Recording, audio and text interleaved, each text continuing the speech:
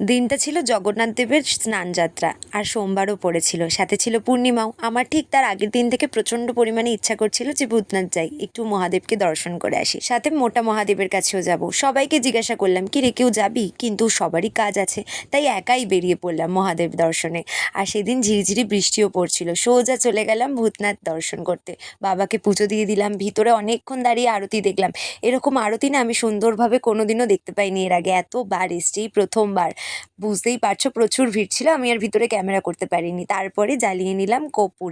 যখন ভক্তি ভরে বাবাকে দর্শন করি বা বাবার আরতি করি তখন না ভিডিও করার কথা মাথায় থাকে না।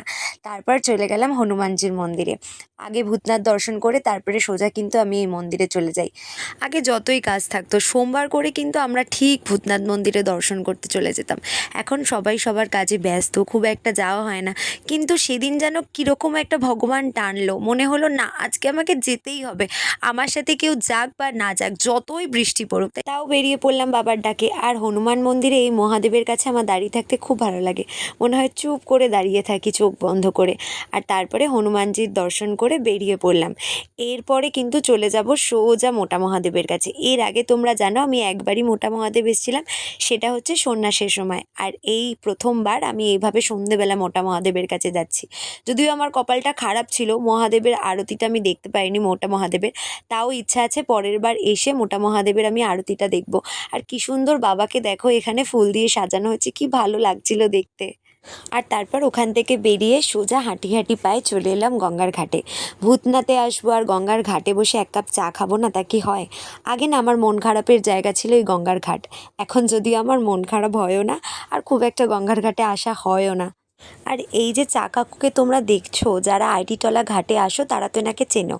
আর যারা আসো না তাদেরকে আমি বলছি, এই মানুষটাকে দেখলে তোমরা তোমাদের সাধ্যমতো চা কফি অন্তত এনার থেকে নিয়ে খেও। কারণ মানুষটা না কানে শুনতে পায় না কথা বলতে পারে, তারপরেও কতটা মনের জোর নিয়ে মানুষটা কাজ করে চলেছে।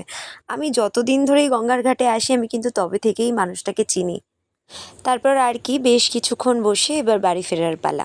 তো আজকের অভিজ্ঞতা থেকে আমি বলছি, যদি কোথাও যেতে ইচ্ছা করে একা একা চলে যাও। যদি কোনো মন্দিরে মনে হয় একা গিয়ে বসে থাকি, বসে থাকো একা গিয়ে।